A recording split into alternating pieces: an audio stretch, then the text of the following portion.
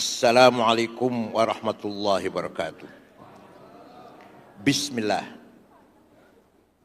Allahumma salli ala Sayyidina Muhammad wa ala alihi wa sahbihi. Ashab al-fadilah, hadratul ulama wal masyayikh, ashab al-ma'ahid, ashabat turki sufiyah, hafidhakumullah. Yang terhormat Bapak Menteri Agama, Wazir Syu'un Diniyah Jumhuriyat Indonesia, Bapak Profesor Dr. Kiai Haji Nazaruddin Umar, guru tak.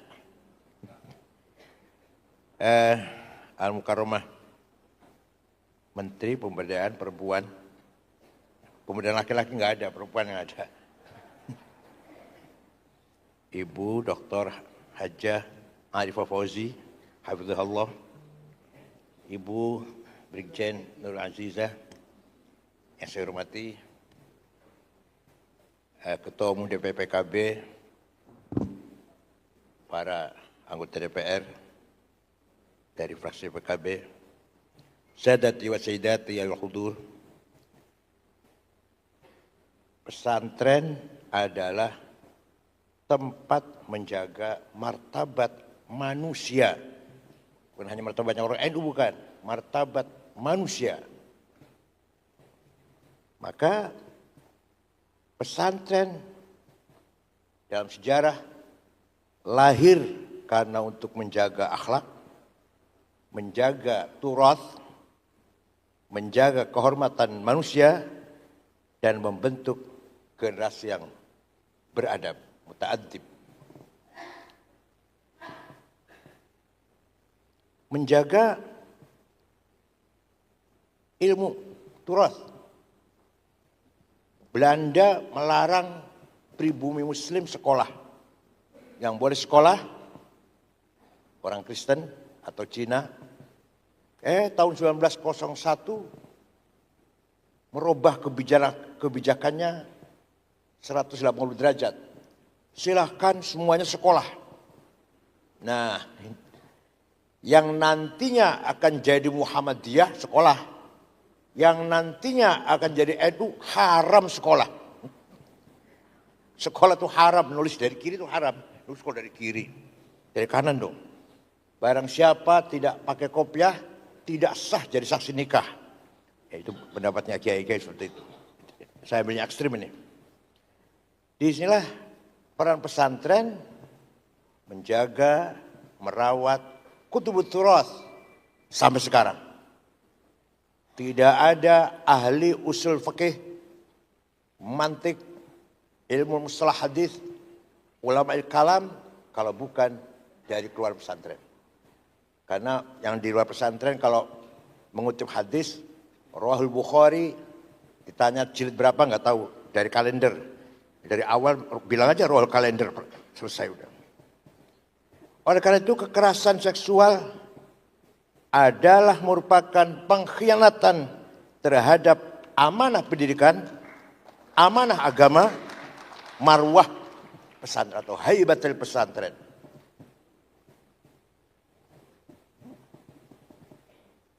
Tidak boleh dianggap remeh, itu oknum itu individual itu, enggak boleh itu.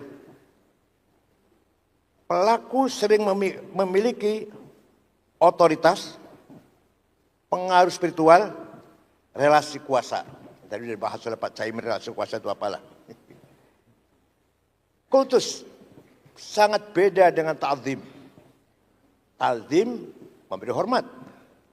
Tapi kalau kultus dibareng kalau menganggap di depan saya ini orang yang suci tidak pernah punya dosa, itu jauh dari ajaran Islam yang sebenarnya.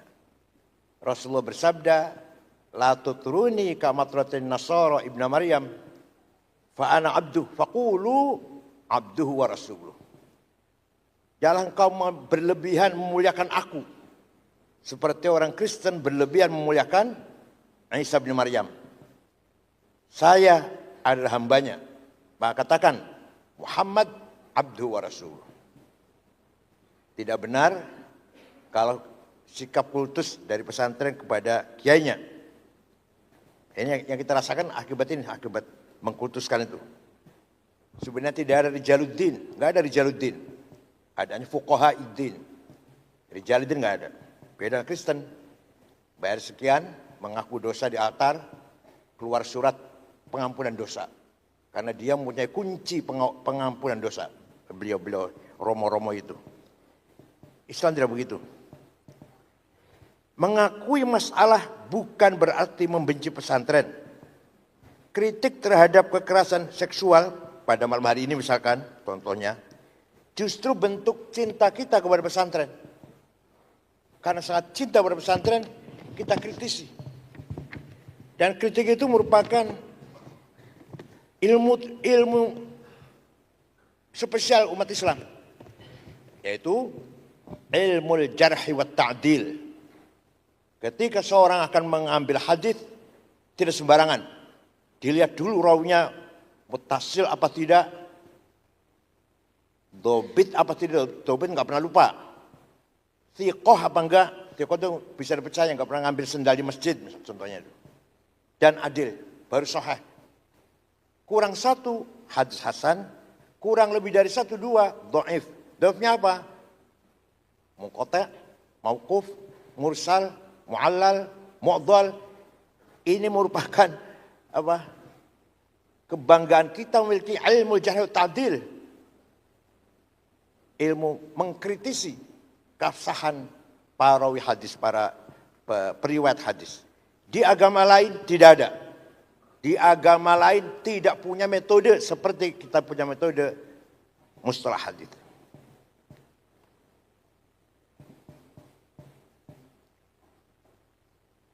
Menjaga baik nama pesantren tidak boleh dilakukan dengan mengorbankan keadilan dan mengorbankan korban, mengakibatkan ada korban demi menjaga marwah pesantren. Sekarang nggak bisa dijaga, sudah ada medsos. Kemanapun engkau lari pasti ada ketahuan medsos lah.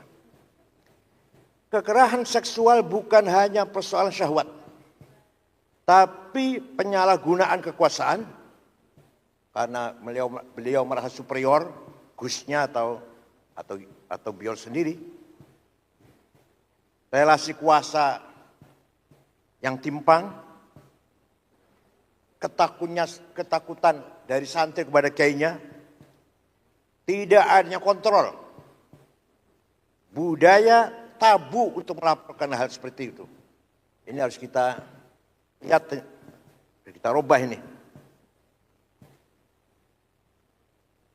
Santri sangat hormat pada kiainya, kultus terhadap kiainya, bergantung secara spiritual, berdoa aja.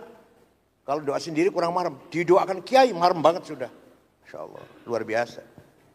Yakin banget doa kiai. Kalau doa sendiri kurang. Padahal doa yang paling mustajab doa sendiri, yang paling mustajab itu. Doa sendiri jauh lebih mustajab. Didoakan orang lain itu second sebenarnya itu.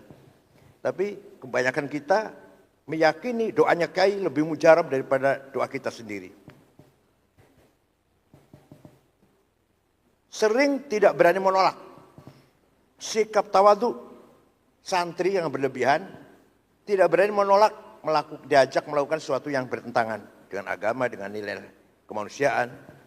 Oleh karena itu, standar etik pengasuh harus jauh lebih tinggi.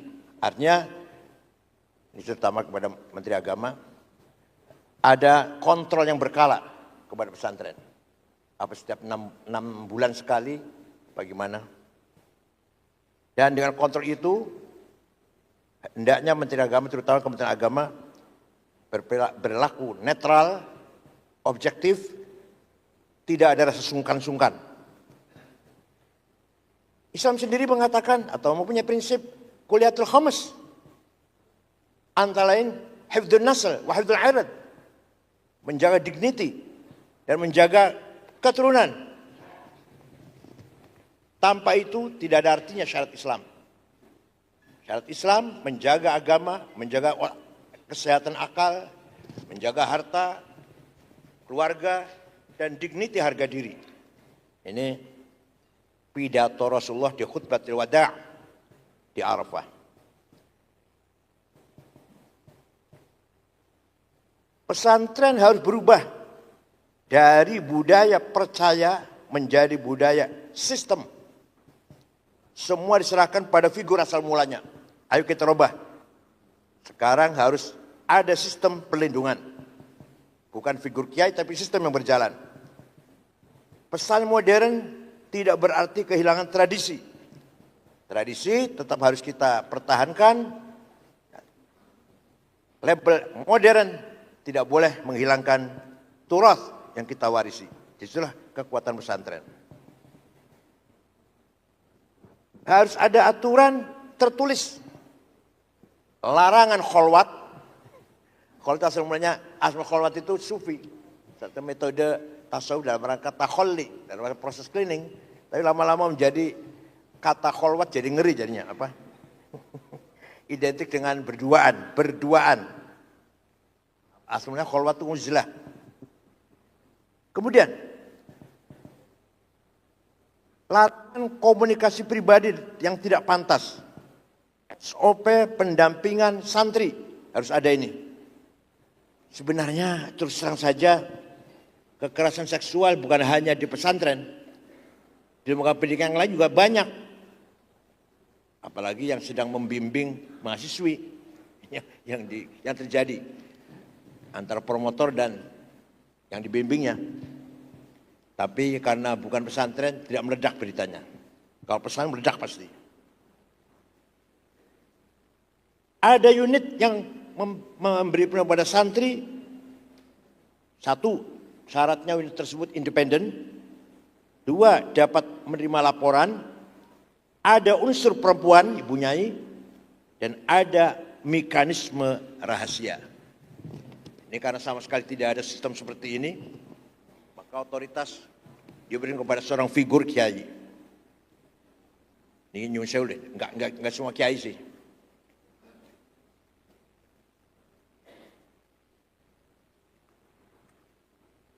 Di ruang terbuka harus ada, di ruang terbuka maupun tertutup harus ada CCTV area publik. Kemudian keterlibatan wali santri juga penting. Jadi wali santri diajak bersama-sama mengontrol anaknya masing-masing. Penegakan sanksi tidak boleh bersifat impunitas, tidak boleh karena anak kiai, Gus, dan jika pidana wajib diproses secara hukum.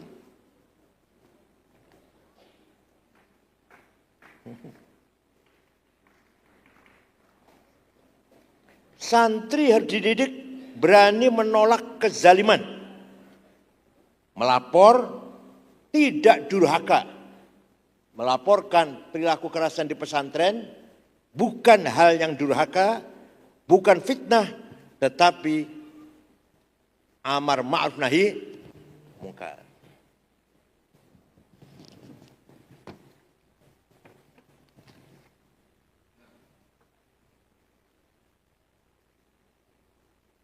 Kita harapkan kembali ke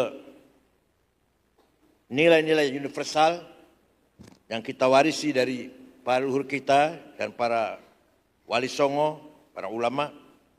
Mari kita kembalikan ke sana dengan menahan diri, jangan sampai tergiur oleh panggilan hawajis nafsaniyah. Jadi kalau tergoda setan itu spontanitas. Tadinya mau benar, kemudian dosa, itu yuwaswisu fi sudurin nas. Spontanitas. Tapi kalau kejahatan direncanakan berbulan-bulan sebelumnya dan melakukan dengan berhasil, korupsi atau ini kekerasan seksual, itu setan pun geleng-geleng kepala itu. Pinter amat orang yang bikin proposal, bikin rencana. Saya nggak bisa bikin rencana seperti yang rapi gini, kata setannya. Oleh karena itu, kiai harus meneladani, memberi teladan reformasi sejak sekarang. Maka insya Allah pesan akan selamat kembali, kepercayaan umat akan kembali kuat. Harus ada, Pak Menteri Agama, standar nasional perlindungan santri. Jejaring pesantren yang aman. pelatihan nasional, deklarasi bersama, nanti akan dirasakan insya Allah, anti kekerasan seksual. Dan kita gaungkan dari PKB. Ini sebenarnya terus terang mau nih, terus terang saja. Ini kerjaannya PBNU sebenarnya, ini bukan dari PKB sebenarnya. Ini sebenarnya Rabitul Alam Islami. Rabitul Menghadiri Islamiyah kok Islam. RMI sebenarnya ini. Enggak betul. Alhamdulillah PKB menangani ini. Yang dulu juga transformasi pesantren ya. Itu kerjaannya tugas PB. Nah, ngapain aja 5 tahun ya.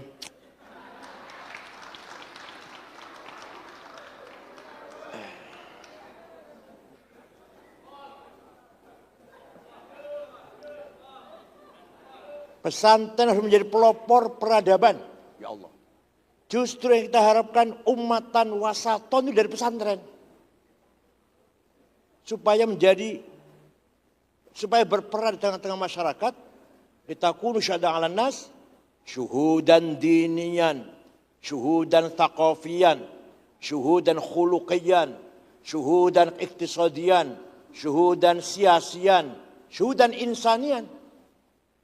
Ummatan wasaton, umat yang berperan. Mohon maaf kalau belum tahu, saya kasih tahu. Dalam Al-Quran tidak ada terminologi umat Islam, nggak ada.